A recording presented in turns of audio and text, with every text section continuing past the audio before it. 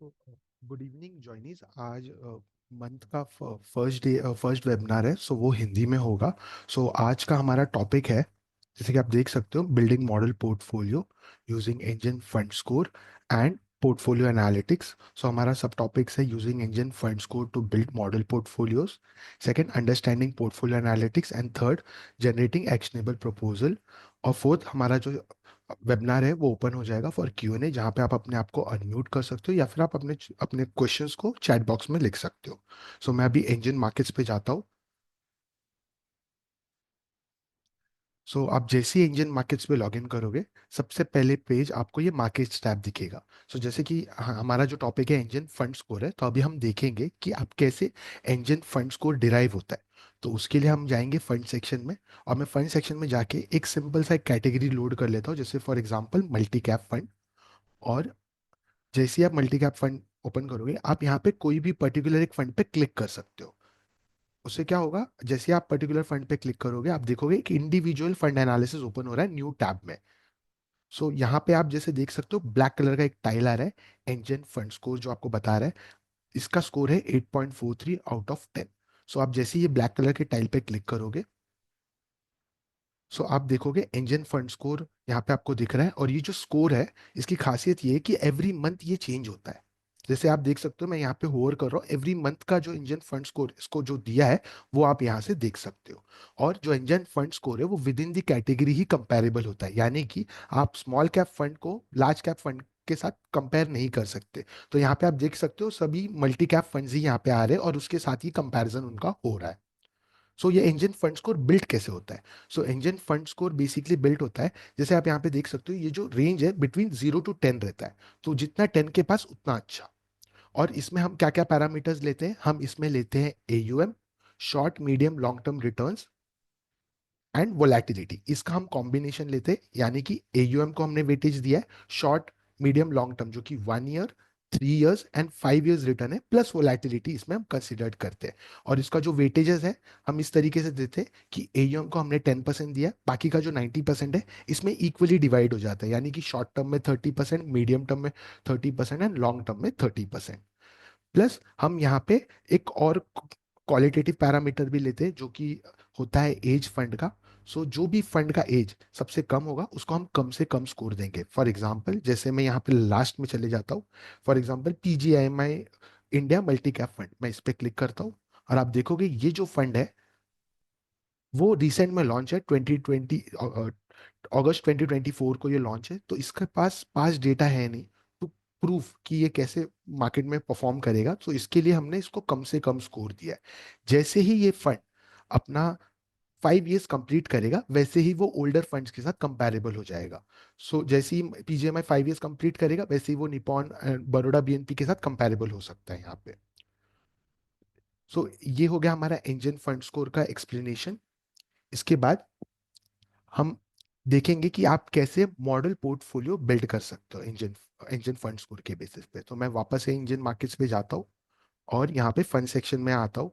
तो आप देख सकते हो यहाँ पे फिल्टर कैटेगरीज पे मैं सिलेक्ट करता हूँ, और मुझे जो जो कैटेगरीज हमारे मॉडल पोर्टफोलियो में इंक्लूड करना है, मैं वहाँ वो यहाँ पे सिलेक्ट कर लेता हूँ। सो जैसे मैं यहाँ पे फ्लेक्सी कैप ले लेता हूँ, फ्लेक्सी कैप फंड्स मुझे मॉडल पोर्टफोलियो में चाहिए। Then large and mid cap चाहिए मुझे। उसके बाद मैंने मल्टी कैप यहाँ पे पहले से सिलेक्ट करके रखा है, और स्मॉल कैप मुझे चाहिए। और मेरे पास ये इक्विटी एसेट क्लासेस आ गए यहाँ पे। उसके बाद मैं यहाँ पे जाता हूँ हाइब्रिड की तरफ। तो मैं यहाँ पे हाइब्रिड में ले लेता हूँ कंजर्वेटिव हाइब्रिड फंड और and multi asset allocation fund. So यहाँ पे ये सब मैंने सिलेक्ट करने के बाद, आप जैसे ही इसको क्लोज करोगे, आप देखोगे यहाँ पे हमारे पास सभी फंड की लिस्ट आ गई है। तो अभी आप यहाँ पे देख सकते हो 50 रिजल्ट शो हो रहे हैं। तो मैं बस इसको यहाँ पे क्लिक करता हूँ। अगर आपको 100, 200, 300 करना है तो आप उसको भी कर सकते हो। तो फॉर एग्जाम्पल मैं यहाँ पे 300 पे क्लिक करता हूँ और अप्लाई पे क्लिक करता हूँ। सो आप देखोगे हमारे पास 175 फंड्स आ रहे हैं, यानी कि अगर आप इन सभी सिलेक्टेड कैटेगरीज को ऐड करोगे तो हमारे पास टोटल फंड्स आ जाएंगे यहाँ पे 175। सो अगर मैं इसमें कुछ फिल्टर लगाना चाहूँ, यानी कि अगर मुझे ऐसे फंड चाहिए जिनका AUM, मिनिमम AUM 5,000 करोड़ के ऊपर हो और एज 5 इयर्स का हो, तो आप यहाँ पे ये फिल्टर्स लगा सकते हो। और उसके बेसिस पे मैं अप्लाई पे क्लिक करूंगा। और मैं जैसे ही अप्लाई पे क्लिक करूंगा, आप देख सकते हो 51 रिजल्ट्स यहाँ पे शो हो रहे हैं। यानी कि 51 फंड्स हमारे ये सब पैरामीटर्स को फुलफिल कर रहे हैं। सो यहाँ पे आप एक कॉलम देख सकते हो एंजन फंड स्कोर का, और ये जो है ब्लू कलर में हाईलाइट हो रहा है, यानी कि ये जो लिस्ट है वो एंजन फंड स्कोर के बेसिस पे सॉर्ट है। सो अगर मैंने एयूएम के बेस पे सॉर्ट किया तो ये जो ब्लू कलर है ये हाईलाइट हो जाएगा पर्टिकुलर कॉलम पे। सो आपको आइडिया आ जाता है कि बेसिकली ये लिस्ट में कौन से कॉलम के बेसिस पे ये पूरा का पूरा लिस्ट सॉर्ट है। तो मैं इंजन फंड स्कोर पे वापस से क्लिक करता हूँ, और यहाँ पे आप जैसे मैंने आपको बताया विद इन दी कैटेगरी ये कंपेरेबल रहता है ये पर्टिकुलर फंड। तो लार्ज एंड मिड कैप जो क्लासिफिकेशन है उसमें से मोतीलाल सबसे बेस्ट फंड है। सो मैं यहाँ पे बस ऐड टू कंपेयर पे क्लिक करता हूँ। इससे क्या होगा, हमारे जितने भी यहाँ पे जो भी फंड हम सिलेक्ट करेंगे वो कंपेयर सेक्शन में मूव होता जाएगा। जैसे कि अभी मैंने मोतीलाल ओसवाल को यहाँ पे ऐड किया है। So with in the category में जो जो बेस्ट फंड्स है उसको मैं पिक कर रहा हूँ। So large and mid cap में हमारे पास मोतीलाल है, मल्टी कैप में हमारे पास निपॉन है, तो मैं उसको भी ऐड कर लेता हूँ। फ्लेक्सी कैप में हमारे पास पराग पारिक है, तो मैं इसको भी ऐड कर लेता हूँ यहाँ पे। इसके बाद हमारे पास मल्टी एसेट एलोकेशन में आईसीआईसीआई है, तो मैं इसको भी सिलेक्ट कर लेता हूँ यहाँ से। इसके बाद हम जाएंगे कंजर्वेटिव हाइब्रिड फंड की तरफ। आप देख सकते हो कंजर्वेटिव हाइब्रिड फंड यहाँ पे आ रहा है, जिसका स्कोर 7.28 है, और वो एसबीआई का फंड है, और मैं इसको भी सिलेक्ट कर लेता हूँ। इसके बाद हम जाएंगे स्मॉल कैप की तरफ। अब देख सकते हो स्मॉल कैप की तरफ हमारे पास निपॉन आ रहा है यहाँ पे। लेकिन मुझे एक मॉडल पोर्टफोलियो में जो बिल्ड कर रहा हूँ उसमें मैं एक पर्टिकुलर एएमसी का एक्सपोजर ज़्यादा चाहता नहीं। जस्ट बिकॉज मैंने यहाँ पे मल्टी कैप में पहले से निपॉन सिलेक्ट करके रखा है, तो मैं second best small cap fund की तरफ जाना चाहता हूँ जो कि इन्वेस्को का है, आप यहाँ पे देख सकते हो। सो मैं इन्वेस्को पे क्लिक करता हूँ, और जितने भी फंड्स है वो यहाँ पे कंपेयर सेक्शन में मूव हो गए, जिसे आप यहाँ पे देख सकते हो। तो अभी हमने रिसेंट में ऐड किया था engine fund score, return score and risk score भी आपको यहीं पे मिल जाएगा ये लिस्ट में पूरी की पूरी। इसके बाद हम देखेंगे कि ओवरलैप कितना है। अगर इसका हम फाइनल पोर्टफोलियो बनाएंगे, मॉडल पोर्टफोलियो बनाएंगे, इसके पहले हम थोड़ा इन इन पर्टिकुलर फंड्स का ओवरलैप देख लेते हैं, यानी स्टॉक ओवरलैप कि दो इन सब फंड्स का स्टॉक ओवरलैप कितना है। सो मैं यहाँ पे पोजीशनिंग ओवरलैप पे क्लिक करता हूँ, और हमारे जितने भी फंड मेन लिस्ट में वही फंड्स आपको यहाँ पे दिखेंगे। सो जैसे कि जानते हो पोजीशनिंग ओवरलैप आपको बताता है कि दो फंड्स के बीच का स्टॉक्स कितना सिमिलर है। सो फॉर एग्जाम्पल ये हमारा मैट्रिक्स फॉर्म है, मैं यहाँ पे होवर करता हूँ 28% पे।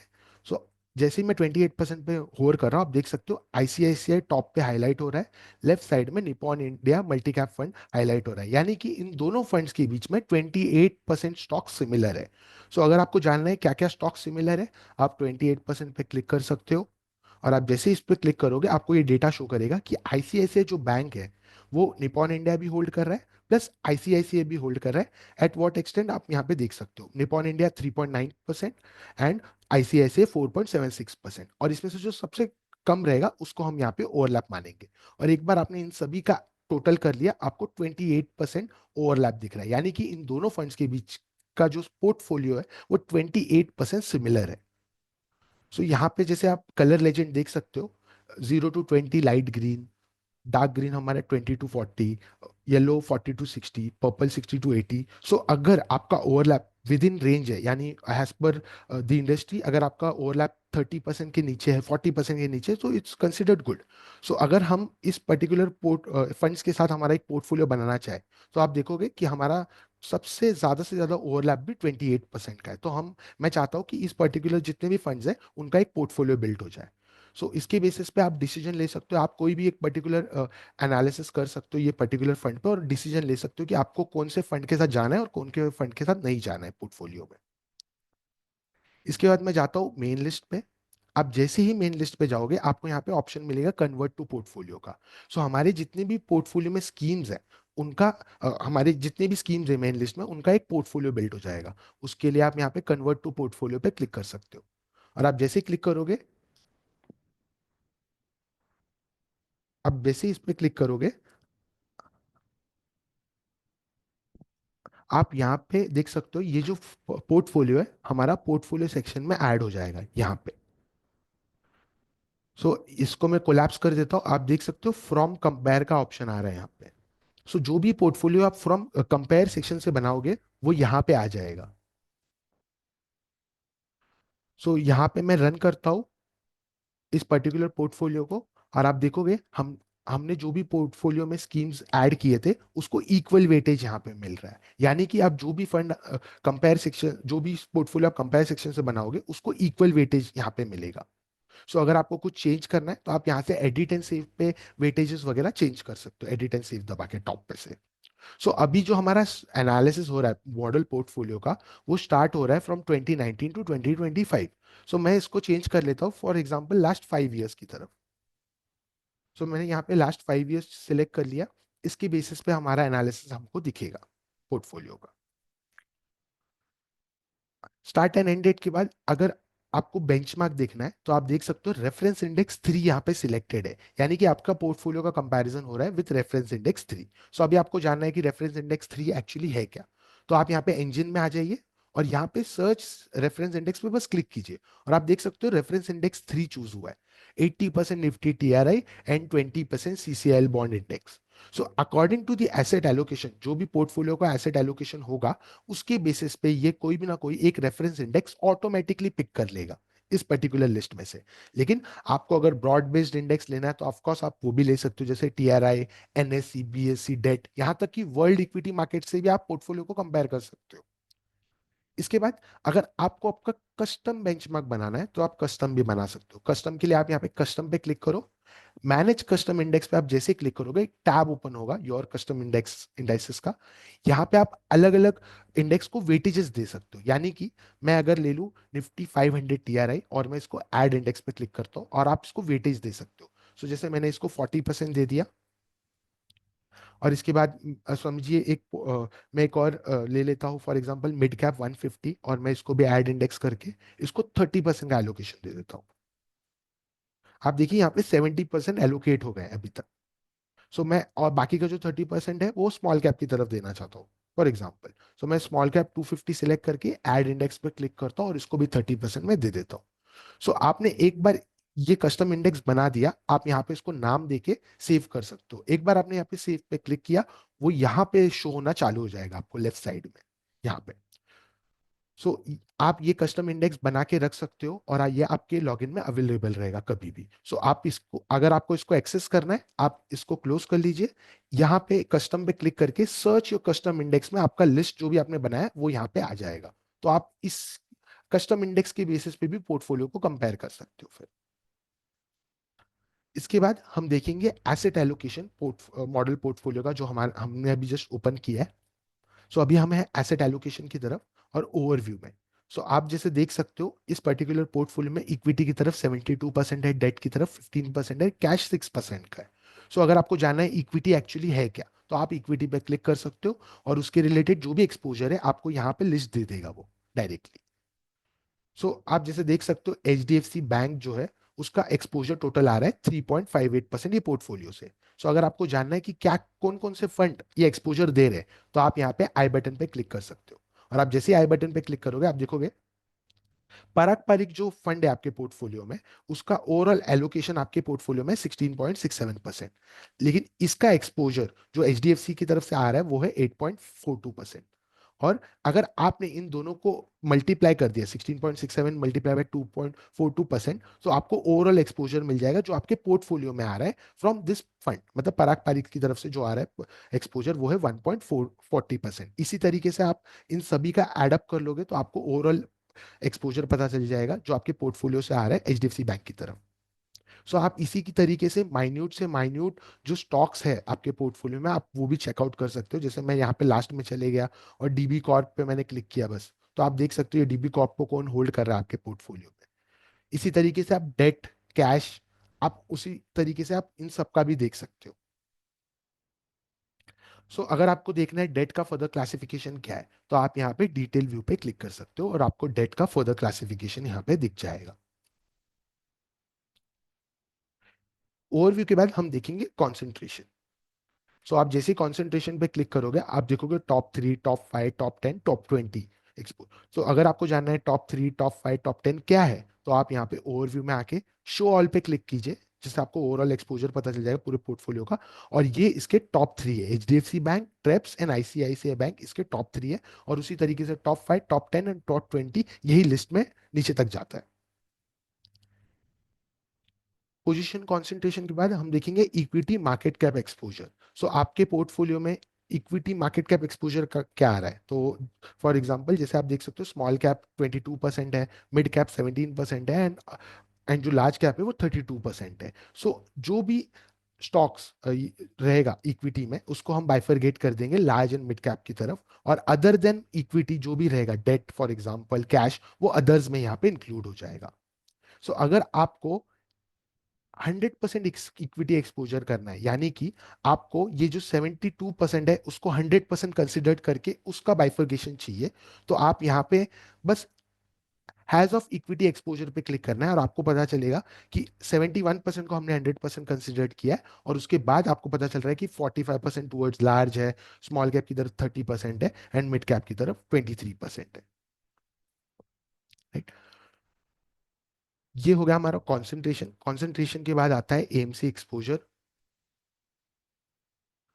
सो यहाँ पे आप सभी एएमसी का एक्सपोजर देख सकते हो, और आपको पर्टिकुलर एएमसी पे बस क्लिक करना है इस तरीके से, और आपको उसके रिलेटेड जो भी फंड आपके पोर्टफोलियो में है वो यहाँ पे आपको शो होते हुए दिखेगा। सो करेंटली अभी हमने एएमसी एक्सपोजर ज्यादा नहीं रखा है, तो इसके लिए 16% हर जगह आ रहा है आपके पास। एएमसी एक्सपोजर के बाद यहाँ पे आप फंड्स देख सकते हो, एसेट क्लास। सो अभी के लिए हमने इक्विटी 66% है और हाइब्रिड 33% है। फंड्स का आप कैटेगरीज देख सकते हो, यहाँ पे क्या क्या कैटेगरीज कवर किए हैं यहाँ पे। सो अगर आपको जानना है स्मॉल कैप फंड कौन सा है पोर्टफोलियो में, तो आप यहाँ पे बस स्टैट्स टैब पे क्लिक कर सकते हो। सो आप जैसे ही स्टैट्स टैब पे क्लिक करोगे, आपको यहाँ पे पूरे के पूरे पोर्टफोलियो का 2 लेवल ड्रिल डाउन आपको दिख जाएगा।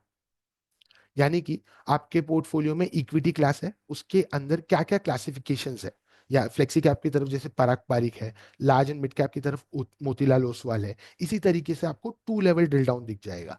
आप यहाँ पे हाइब्रिड एसेट क्लास का उसके अंदर क्या क्या क्लासिफिकेशंस है वो आप यहाँ पे देख सकते हो, और फंड्स भी देख सकते हो। और उसके साथ साथ आपको यहाँ पे सभी फंड का जो वोलेटिलिटी है शार्प है, ये जो वोलेटिलिटी शार्प है वो since Inception of the fund है, और 1 ईयर, 3 ईयर, 6 मंथ्स रिटर्न, ये भी आप यहाँ पे देख सकते हो, और होल्डिंग्स भी आप यहाँ पे देख सकते हो रिलेटेड टू फंड्स जो भी आपके पोर्टफोलियो में है यहाँ पे। सो ये है हमारा स्टैट्स टैब, और आप अगर इसको एक्सेल डाउनलोड करना चाहो तो आप एक्सेल में भी डाउनलोड कर सकते हो। इसके बाद हम देखेंगे रिस्क वर्सेस रिटर्न। सो आप यहाँ पे रिस्क वर्सेस रिटर्न पे जैसे ही मैंने क्लिक किया, आप देखोगे यहाँ पे एक स्कैटर प्लॉट ग्राफ ओपन हो रहा है, जो कि आपको बता रहा है वाई एक्सिस में एनुअलाइज रिटर्न है, एक्स एक्सिस में हमारा एनुअलाइज रिस्क है, जो कि स्टैंडर्ड डिविएशन है। राइट? और ये 4 क्वाड्रेंट में डिवाइडेड है: low risk, high return, high risk, high return, high risk low return, and low risk low return. So आपको बस कोई भी एक फंड पे होवर करना है इस तरीके से, और आपको उस फंड का रिस्क एंड रिटर्न आपको दिख जाएगा, जो ये टाइम फ्रेम में जो हमने यहाँ पे सिलेक्ट किया है, 2019 टू 2025। सो अगर आपको कोई इंटरनल सिनेरियो बनाना है, फॉर एग्जाम्पल अगर मैंने यहाँ पे इंटरनल सिनेरियो बना लिया फॉर लास्ट 1 ईयर, सो मैं यहाँ पे जैन ले लेता हूँ, जैन 1 टिल 2 जैन 2025 तक का। तो आप देख सकते हो हमारा पोर्टफोलियो कहाँ बिलोंग कर रहा है। ये रेड कलर का जो मार्क है वो आपका पोर्टफोलियो का रिस्क एंड रिटर्न बता रहा है during this time frame, 1 Jan 2024 to 2 Jan 2025। और ये हमारा फंड्स है जो भी हमारे पोर्टफोलियो में है यहाँ पे। सो अगर आप देखोगे कि Motilal Oswal highest return, high risk high return fund है, और वहीं एसबीआई लो रिस्क लो रिटर्न फंड है। और अगर आपको शो चार्ट लेवल करना है तो आप ये भी कर सकते हो, और इसमें आपको यहाँ पे ही नाम पता चल जाएगा वो फंड का, वो पर्टिकुलर स्कैटर प्लॉट का। सो इसके बेसिस पे आप डिसीजन ले सकते हो कि कौन सा फंड आपको वो मॉडल पोर्टफोलियो में रखना है, या कौन सा नहीं रखना है। रिस्क वर्सेस रिटर्न के बाद हम देखेंगे रोलिंग एनालिसिस। सो मैंने जैसे ही रोलिंग पे क्लिक किया, आप देख सकते हो यहाँ पे 1 ईयर, 2 ईयर एंड 3 ईयर्स है। सो जैसे कि आपको पता है एंजन मार्केट्स पे हम रोलिंग विंडो जो 1 ईयर का है वो 260 कंसिडर करते हैं, यहाँ पे हम सिर्फ वर्किंग डेज कंसिडर करते, सैटरडे संडे हम निग्लेक्ट कर देते। तो इसके लिए यहाँ पे आपको 260 दिख रहा है, और आपको मल्टीपल्स ऑफ 260 करना है, जैसे आपको 2 ईयर्स 3 ईयर्स करना है तो बस आपको मल्टीपल्स ऑफ 260 करना है।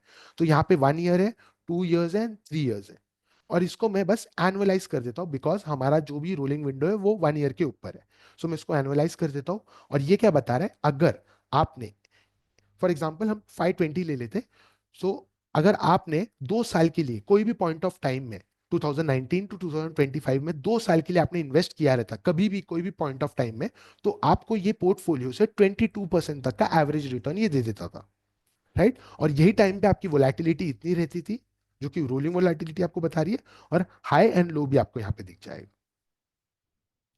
सो अगर आप कंपेयर करोगे 1 ईयर अगर आप होल्ड कर रहे हो इस पोर्टफोलियो को, तो आपको 25% का एवरेज रिटर्न मिल रहा है, बट आपका जो वोलेटिलिटी वो 13% है। लेकिन जैसे जैसे आप इसको होल्ड कर रहे हो ज्यादा टाइम के लिए, वैसे वैसे आपका जो लो है, वो वोलेटिलिटी है, वो लो कम होते जा रही है, 13 to 2% आ गया है। और वही जो लो है, अगर आप देखोगे वो बढ़ते जा रहा है। सो आप अपने क्लाइंट को ये बता सकते हो कि आप इस पोर्टफोलियो को जितने टाइम तक होल्ड करके रखोगे, उतना अच्छा होगा आपके आपके रिटर्न्स के लिए, राइट। तो ये आप यहाँ पे चेकआउट कर सकते हो, और आप अपना विंडोज भी चेंज कर सकते हो अकॉर्डिंग जो भी आपको रोलिंग विंडो सेट करना है। सो अगर मैं यहाँ पे आपको एग्जांपल दूं, मैं यहाँ से 260 एंड 780 का जो रोलिंग विंडो उसको मैं डीसिलेक्ट कर देता हूँ, और यहाँ पे सबसे हाईएस्ट पॉइंट पे मैं जाता हूँ। सो जैसे मैं ऑलमोस्ट हाईएस्ट पॉइंट पे आ गया हूँ, सो यहाँ से एग्जैक्ट 28 मार्च 2020 से एग्जैक्ट 520 डेज पहले अगर आपके क्लाइंट ने इन्वेस्ट किया रहता इस पोर्टफोलियो में, सो वो सबसे लकीस्ट होता था जहां पे उसको 38% का रिटर्न मिलता था। लेकिन अगर वहीं पे इस पॉइंट में जो कि है 25 अक्टूबर 2023, अगर एग्जैक्ट इस डेट से 520 डेज पहले उसने इन्वेस्ट किया रहता, तो ऑलमोस्ट उसको सिर्फ 11% का ही रिटर्न मिलता था इस पोर्टफोलियो से। सो ये आपको यहाँ पे रोलिंग विंडो बताता है। रोलिंग के बाद हम देखेंगे कि आप हमारे पास क्या क्या रिपोर्टिंग ऑप्शंस है यहाँ पे।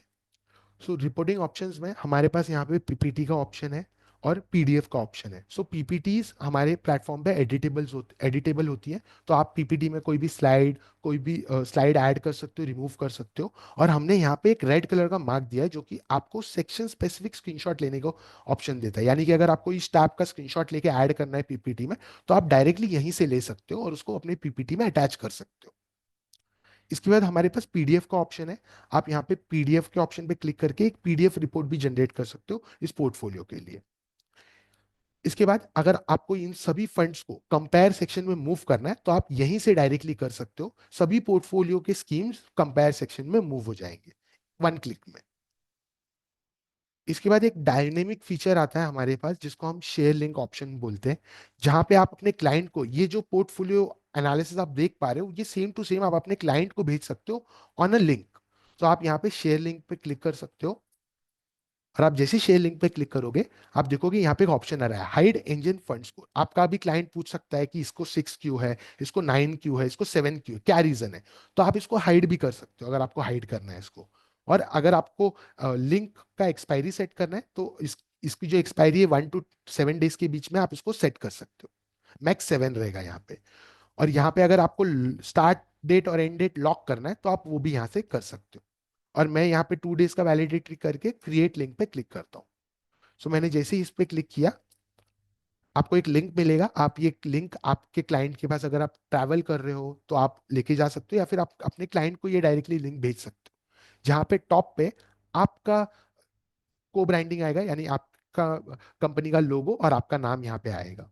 और ये जो भी एनालिसिस हमने अभी देखा है इंजन मार्केट्स पे, वो सेम एनालिसिस आप अपने क्लाइंट को ये लिंक के थ्रू भी बता सकते हो।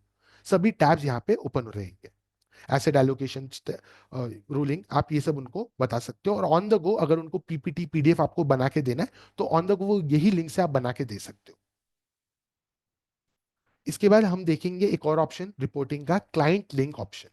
सो अगर आपको डेस्कटॉप लिंक के बाद मोबाइल लिंक भेजना है आपके क्लाइंट को, तो आप वो भी भेज सकते हो। आपको बस क्लाइंट लिंक पे क्लिक करना है, और आप जैसे क्लिक करोगे, पोर्टफोलियो एनालिटिक्स जो हमने किया उसका एक प्रीव्यू मोबाइल लिंक पे आप यहाँ पे देख सकते हो। इस तरीके से आपके क्लाइंट को दिखेगा पोर्टफोलियो एनालिसिस उनके फोन में।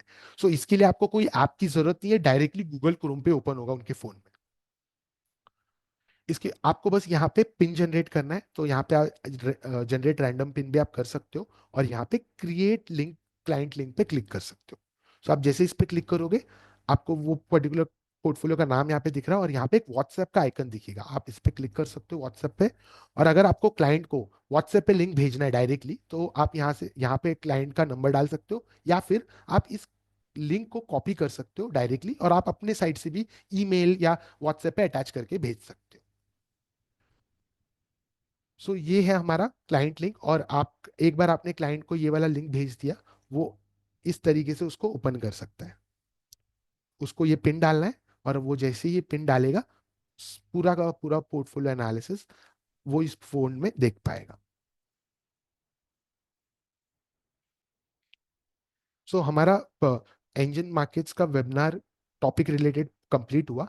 सो अभी हमारा जो फोरम है वो ओपन होगा फॉर Q&A। आपको जो भी डाउट है, आपका जो भी क्वेश्चन है, आप इसमें पूछ सकते हो। Thank you very much.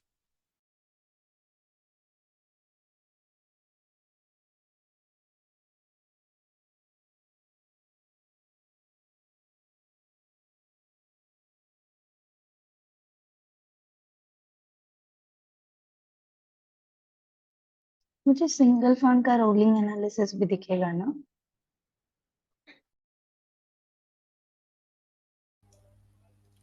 Yes, single fund का rolling analysis is also available. All you have to do is, Rohan, if you can just cross this, हाँ, तो यहाँ से आप कोई भी फंड को सिलेक्ट कर लीजिए। हाँ, ये हमारा कंपेयर सेक्शन है जहाँ पे आप मल्टीपल फंड्स को एक दूसरे के साथ कंपेयर कर सकते हैं। एंड यहाँ पर भी हमारे पास एक रोलिंग विंडो है, रोलिंग टैब है, which is for all the funds together, right. So यहाँ पे आप देख सकते हैं रोलिंग विंडो 260 बाय डिफॉल्ट, जैसे रोहन ने बोला था 260 is equivalent to 1 year on the platform, 260 working days. So by default 260 आ जाता है यहाँ पे। However you have an option कि आप ये रोलिंग विंडो को एडिट कर सकते हैं, मल्टीपल्स ऑफ 260 आप यहाँ पे इनपुट कर सकते हैं। एंड एज वेल आप ये start date as well as end date आप एडिट कर सकते हैं।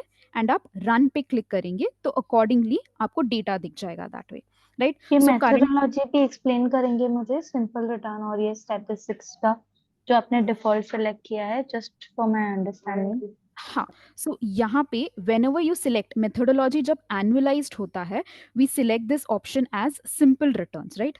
एंड जब भी आप ये जो मेथोडोलॉजी है ये एब्सोल्यूट बेसिस पे रखते हैं, या एब्सोल्यूट बेसिस पे रखते हैं, तो उस टाइम पे जो आप स्टेटिस्टिक्स यूज करते हैं that has to be a point to point statistics. So if we select absolute, या स्टेटिस्टिक्स आप सिलेक्ट करोगे point to point that way, right. So in an absolute period हम स्टार्ट डेट और end date को consider कर रहे हैं यहाँ पे। जब हम सिंपल रिटर्न कंसिडर करते हैं, हम वो पूरा टाइम पीरियड 260 डेज का टाइम पीरियड कंसिडर करते हैं। जब हम एब्सोल्यूट कंसिडर करते हैं, it is the start date and the end date जो हम कंसिडर करते हैं यहाँ पे।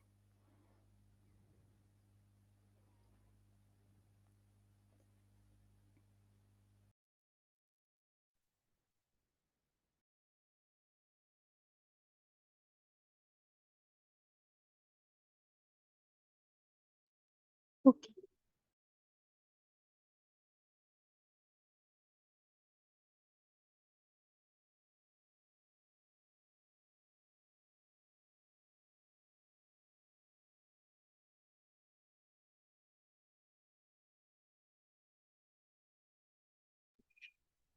हेलो।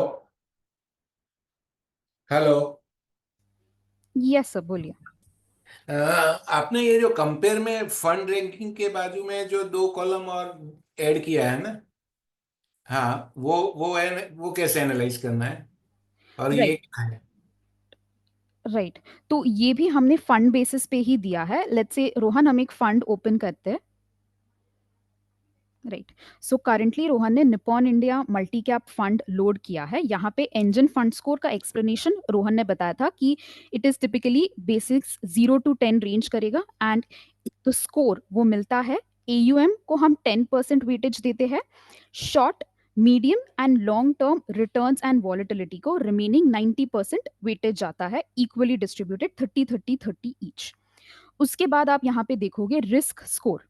रिस्क स्कोर अगेन ये 0 से लेके 10 के तक रेंज करता है, और ये आपको बताता है risk protection capacity of that respective fund, मतलब कितना ज्यादा रिस्क को ये प्रोटेक्ट कर पा रहा है अपने फंड को। तो यहाँ पर भी हम बोलते हैं risk score the higher the better, meaning the more closer it is to 10, better is its risk protection capability. Similarly return score भी रेंज करता है 0 से लेके 10 के बीच में। जितना ज्यादा 10 के ये पास होगा उतना ज्यादा आप बोलोगे कि इसका रिटर्न स्कोर है, meaning it is a fund which is generating decent और good amount of return depending on its closeness to 10 as a figure. तीनों ratio higher is better. Yes, तीनों higher is the better. And also ये भी एक category में ही आप compare कर सकते हो, जैसे फंड स्कोर हम बोलते हैं विद इन कैटेगरी कंपेरिजन है। एक कैटेगरी जैसे मल्टी कैप को आप लार्ज कैप के साथ कंपेयर नहीं कर सकते, विद इन कैटेगरी कंपेरिजन होता है। Okay okay. या एंड ये भी on a month on month basis change होता है। All these three, engine fund score, risk score and return score, ये तीनों month on month basis change होता है। Okay, thank you. Yeah sure.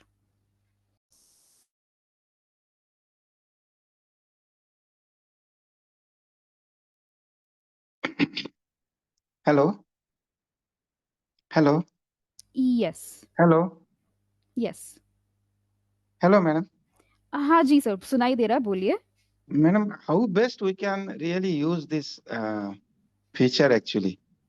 Because changing the funds, shuffling the funds, making the model portfolio, all these things are very subjective kind of thing basically. Correct. आप There are many factors involved in that apart from this course. So how best we can use it? What is the kind of recommended way of using it? engine fund score, right? जो आप बोल रहे हैं, how to use Yeah, engine. engine funds and then the modifying the model portfolio accordingly. First, we'll be creating the model portfolio and then modifying the modifying by changing of the funds if the score goes down. So Right. how it is really can be applied? How best we can use it? Hi, Sure. this is Arunab. So, look, the main reason we have these scores is so you can independently analyze these funds on the basis of their performance. So here, what we see, आप जो देख रहे हैं basically is within a particular category जो आपने अभी देखा. But अगर किसी फंड का स्कोर फॉर एग्जांपल 9 आता है लार्ज कैप में, सोचिए, एंड एक और फंड है उसका स्कोर 9 आता है स्मॉल कैप में, तो दोनों का स्कोर अगर 9 है, इसका मतलब नहीं है कि उनका रिटर्न सेम होगा। स्मॉल कैप का हो सकता है ज्यादा हो या कम हो, लार्ज कैप का ज्यादा कम हो, बट अपने अपने कैटेगरी में इनका स्कोर बहुत अच्छा है। That means regardless of category, ये जो स्कोर है आपका ये अच्छा है। तो बेसिकली फॉर एग्जांपल अगर आप रोहन एक बार स्क्रीनर में जाना, तो स्क्रीनर पे अगर आप जाएंगे, वहाँ पे पहली चीज आपको क्या करनी है, आपको सिलेक्ट करना है कौन कौन से कैटेगरीज आपके लिए यूजफुल है। राइट तो यहाँ हाँ, तो आप सिलेक्ट कर लीजिए। उसके बाद आप फंड स्कोर से सॉर्ट करिए इसको। रोहन सॉर्ट करके दिखाओ यहाँ से। हाँ, ये जो आपका प्रीवियस स्लाइड था, it is kind of making a model portfolio. मुझे लगता है कि 10% स्मॉल कैप को दो, 20% दो, whatever. So here we are making a model portfolio in this slide, right? That's right. That's right. Now the second question you asked is अगर आपका existing portfolio है and you want to change one of those funds, right? So one thing you can do which is very useful, अगर आप रोहन कोई भी portfolio पे जाओ और उसमें से just let's see any तो ठीक है, तो इसमें अगर फॉर एग्जांपल आपको लगता है एक फंड है जो चेंज कर रहा है, तो आप फर्स्ट चीज क्या करिए, उस फंड को क्लिक करिए, नए पेज पे खुलेगा। यहाँ पे जब वो नए पेज में खुल रहा है, तो आप फंड स्कोर वाले उस वो ब्लैक जो ऊपर स्क्वायर आ रहा है उसको क्लिक करिए। हाँ, राइट साइड पे आप देख रहे हैं ये एक्चुअली अपने कैटेगरी में काफी ऊपर है, तो अच्छी बात है, राइट। अगर नीचे होता, मिडिल में होता, this is where you can see maybe I should, जैसे फॉर एग्जाम्पल ये अगर एचडीएफसी होता है, डीएसपी होता है, एचएसबीसी होता, you might think maybe I should replace that and use the Motilal fund. Because Motilal is ranked very high. So in this case, there's no point changing, right?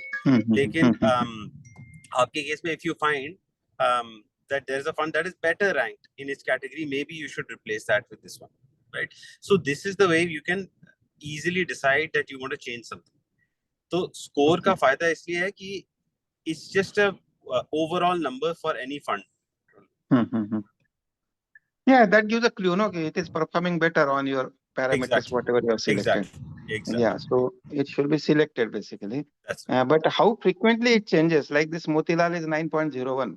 Yeah. So roughly whether it changes monthly or every month. As you can see, you can check the history also. So यहाँ पे हम पूरा history दिखाते हैं इसका, start से लेके last 12-24 months तक you can see the history. Okay So यहाँ 9.01 है अभी के कर्सर के उधर, जी, और ये कम because you here can at see the ये बड़ा है, recently काफी ऊपर गया है। हाँ। तो ये यहाँ से बढ़ के अभी टॉप में चला गया। जी, और exactly. व्हाट इज दैट 2.5 जो लास्ट लेफ्ट साइड में, वो कौन सा डेट में था? ये देखिए 22। जब काफी पहले So था। just in a matter of November 22 and December हाँ, so it's 1.5 years. 20, 1.5 1 years and a में half years एकदम it has claimed from. yes. My So God. it's Yeah, like yeah. it's saying bottom of the class to top of the class. That is what it means. Yeah. Yeah. So that means now this. But now if we change it here, normally fund tends to mean reverse, no? Now Well, we see, are that very depends, late in right? adding to that. We are very Well, see, late in adding to that. it's not necessarily true, right? You'll only be late in adding to that if it falls down later. So the point is, Yeah, that there you is never know no, what will yeah. happen. And to be That is honest, just. fund performance on even rankings, there is no numerical evidence that fund performance or rankings are mean reverting. So, Right. there is literally no evidence. I mean, you will find some very, very good funds that have been top of the class for years, right? And others that go to the top and then fall down and keep going like that. So I don't think you can really assume that you're late to this. You could have said that about the Indian stock market 3 years ago, that it's on the top. Well, it's much higher now. So there is no end to this anyway. So I wouldn't judge things like that just because it's gone up already, it's not going to go up any further. But this is a good measure to kind of quickly find a set of funds to put your client's portfolio in. No, because it has risen within a matter of 1.5 years, no? That's right. So if I had selected 1.5 years back, that time I will not have selected, because the score was just 2.5. So yes. So the score is not. I will not select it at all. Yeah, of course, the score is not. It's not to be used as a forecasting method. It's to be used as a measure to see what's happening right now. Right. Yeah. So these are no. My point is reverse. Then suppose I would have selected ABC fund, and it has gone risen in this graph. That is good. But it may possible that it will go down the. Of course, sir. Of course. I mean, that risk is always there. That you're absolutely right. But I'll be honest with you, there's no other way around it. Right. I mean, it's the future. No one knows. That's true. Hey, hi. Is there any possibility to check which funds have been consistent in the having consistency in the Indian fund score? I mean, maybe it's 7.5. That's a very good point. Ansu, let's write this down. I think maybe we can think about some way of displaying it. The only way to check it right now is to come to this screen and see that the chart hasn't moved that much. But maybe we should, maybe we can think of a way of displaying consistency of its score over time. Yeah, we'll look into it for sure. Yeah. Because you said no, certain funds are always in the top quartile. Yeah. So that will be a great discovery actually. Sure. We can think of some particular method. We won't use quartiles because obviously quartiles by definition are imprecise. So so we'll use some other continuous method of evaluation, but we'll see. We'll have a look. Okay. Just to add to that, will it be possible to also flash a summary like in a FlexiCap category, these are the top 5 funds with the highest score, rather than navigating through the whole screen? If we have a dashboard that just a FlexiCap, these are the top 5 funds, so that is also easy for us to see which are the top 5 and how have they moved over last let's say every quarter or half yearly. Yeah, no, that's a good idea. Actually, we have already begun some work on kind of showing top movers, the kind of gainers and losers in fund score, let's say over the last 3 months. So maybe what you just said, we can add that to that kind of dashboard view of fund scores and how they're moving. Yeah, no, thanks a lot. That really helps. We will try to develop something like that. Thank you. And in risk parameter, you are considering only standard deviation? For the risk score, standard deviation. For the return score, only returns, and for the main engine score, we use risk. We use obviously risk and return. Okay. So other ratios you are not using, Sortino or Sharp or some other ratios? No. Okay. I mean, technically, this is the engine fund score is the Sharp ratio without considering the excess return, but because it's basically return by vol. So in some ways, it's very, very similar to Sharp ratio. We are not using Sortino either. Because I mean that would just take the wall of negative returns only, which apply to some type of funds but doesn't apply to other types of funds. So we don't want to have a scoring method that is specific in any way. It needs to be general in its approach. Okay.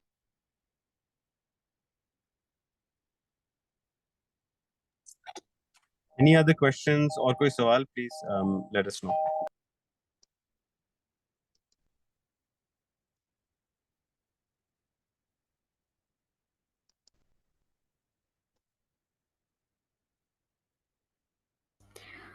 There's a question in the chat box. Can risk score also be shown in comparison versus others of the same category? I guess the only place, Ansu, we can show this is the compare tab. Yes, right yes, now. in the compare tab. So just go ahead and show that, and we'll also in what's basically as the idea is forming is what's going to become our dashboard for risk for fund scores of all types. We can probably add something like this, but you can go ahead and show this. Yes, sure. So, right here, you could load the category of funds. You could simply go to this add groups as a section on top, load a category of your choice right here. Let's say we type in maybe Contra, which has like 3 funds in there. Yeah. You load in Contra category. The entire list of funds will come up right here in that respective category. And here, the engine fund score, the return score, and the risk score comes up. So these 2 columns, risk score and return score, these are something that we recently just launched into the compare section. This is a section wherein you could see these scores for all the funds that come under a single category that way.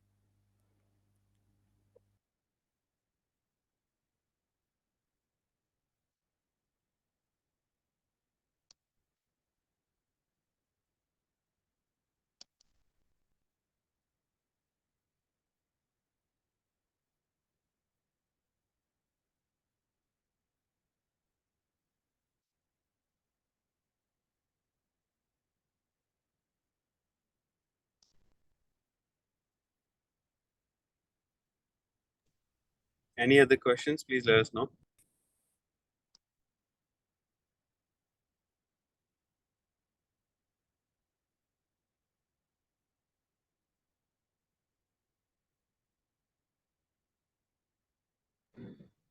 Okay, if there's nothing else, Rohan, Ansu, we can close for the day.